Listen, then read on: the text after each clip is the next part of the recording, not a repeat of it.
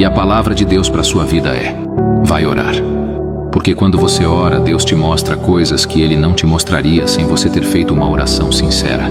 Jeremias 29:13. Vós me buscareis e me encontrareis, quando me buscardes de todo o coração. Eu me deixarei ser encontrado por vós, assevera o Senhor, e vos conduzirei de volta do cativeiro, restaurando a vossa sorte.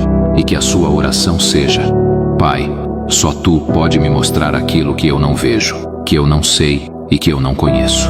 Me mostra o caminho e orienta as minhas decisões, porque você pode até ter planos, mas só Ele tem os caminhos perfeitos. Por isso também que está escrito, Provérbios 16:3. Consagra tudo o que você for fazer ao Senhor, e os teus planos serão bem-sucedidos.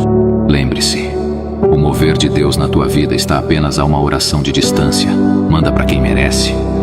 Você recebe essa palavra?